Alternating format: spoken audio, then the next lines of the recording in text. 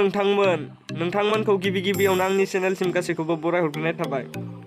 आं दिनै नोंथांमोननिसिम बर'नि फैनो गोनां मोनसे गोदान मुभिनि आपडेट लानानै फैदों।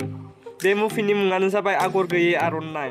नोंथांमोना बे आगर गैयै आर'नाइ मुभियाव हिर'नि लिड रलखौ खालामनाय नुगोन बिथां बर' सावथुननि मुंदांखा फावखुंगुर सोरां नार्जारी आरो मोगथां नार्जारीखौ, आरो हिर'इननि लिड रलखौ खालामनाय नुनो मोनगोन जुनमनि आरो जयश्रीखौ।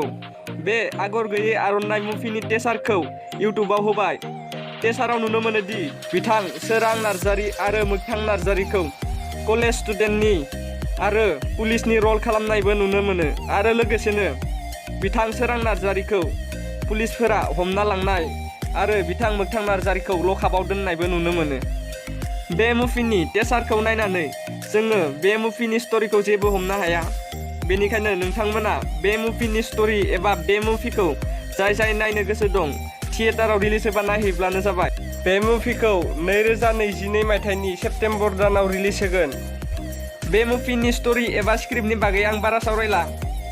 दा सावरायगोन बे मुभिनि क्रेडिट्सफोरनि बागै एबा बे मुभियाव बाहागो लागिरिफोरनि बागै। बे आगर गैयै आर'नाइ मुभिखौ एआर एबा आर'नाइ फिल्म प्रडाक्शना दिहुनदों। बे मुभिनि डाइरेक्शनखौ होदों प्रबिन बर'आ, आरो स्ट'रि आरो स्क्रिप्टखौबो बिथां प्रबिन बर'आनो लिरदों। आरो बे मुभिनि प्रडिउसारा जाबाय अनजालु बसुमतारी। पस्ट प्रडाक्शनखौ होदों आर'नाइ एडिट एन्ड मिउजिक स्टुडिअ'आ। एडिटर आरो केमेरायाव दं गोजोन बर'। मेकआपआव दं राकेश आरो जमुना, आरो एक्शन डाइरेक्शनखौ होदों सोमखोर। स' गाइस, दिनैनि आपडेटआ बेखिनियानोसै। नोंथांमोना भिडिअखौ नायनानै मोजां मोनबायब्ला लाइक, कमेन्ट आरो शेयार खालामबानो जाबाय। आरो नोंथांमोननो बेफोरबादिनो भिडिअ नांबाय थागौब्ला आंनि चेनेलखौ साबस्क्राइबजों लोगोसे बेल आइकनखौ थुनानै ला, मानोना जाहाथे बेफोरबादि भिडिअनि नटिफिकेसना नोंथांमोननिसिम सहैबाय थायो। दिनैनि भिडिअआ बेखिनियानोसै। नेक्स्ट भिडिअआव लोगो मोनलायगोन। दिनैनि थाखाय बाय।